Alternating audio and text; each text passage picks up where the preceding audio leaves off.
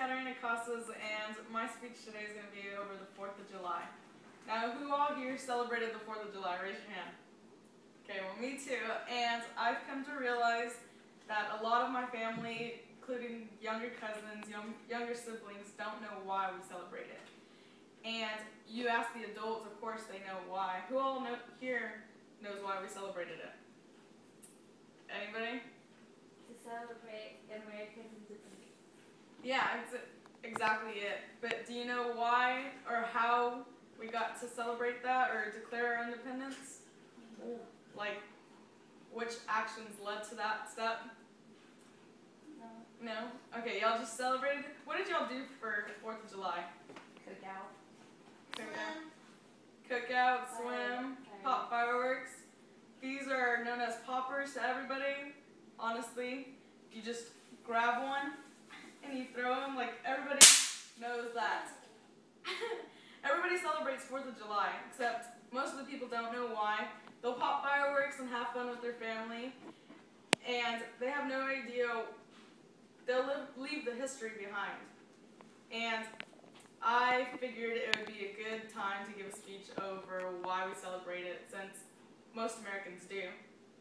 And the first thing that led up to that was, or one of the first things, was the Sugar Act from April 5th, 1764. And during the time in the colonies, they were going through economic depression, and the British imposed a Sugar Act, causing their economic depression to worsen, and they couldn't feed their families, they couldn't do anything of the sort, so the colonies were frustrated and rebelled. This was one of the first few things that happened that led up to the American Revolution.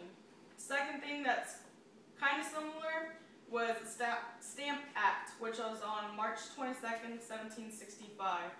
And within that act, the British Parliament directly taxed on their stamps, hence the Stamp Act, and they cried out no taxation without representation, just like the Sugar Act. The colonies weren't too happy, and they were paying a lot more money for things they shouldn't have, or they felt they shouldn't have. Another thing is the Quarter Act. On March 24th, 1765, the British also imposed an act that made the American colonies open up their houses to a whole bunch of British soldiers, calling them public homes. But the Americans were so furious, they didn't want to do it, and they actually refused, which led to their downfall, or not their downfall, led to the Parliament downfall. And they eventually repealed that act just because it was hindering their relationships and their connection with the British. But one of the most impacting thing was the Boston Massacre, which happened March 5th, 1770. And what happened within this event was the British troops were stationed in Boston, and the Parliament, in order to protect and support Crown-appointed colonial officials, they set up a whole bunch of soldiers outside, and one guy that was by himself happened to be surrounded by a mob. The mob harassed him, threw things at him, snowball sticks, whatever they can find, and it wasn't okay. And more soldiers came up in his defense. When this happened, the mob grew, the soldiers became more furious since they were harassing all of them. They had nothing to do but to fire in self-defense. Once they fired, they killed about 5 people and injured some too. And they had no right to shoot fire, they had no orders to, and it just created a whole big bunch of mess that led to the American Revolution. After this event, many reports, propaganda, rumors spread, heightening the frustration within the American colonies.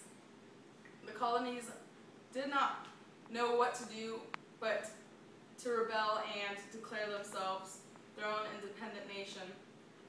Once they did that, that led to the American Revolution, and obviously we won the war. Hence, we celebrate 4th of July. With that said, I know we all celebrate with our families and we all have fun and stuff. But when y'all are celebrating, I hope y'all realize why it is we celebrate, and you can teach it to your families and even younger siblings, and keep the tradition going and know why you're keeping the tradition going. Okay. Thank you.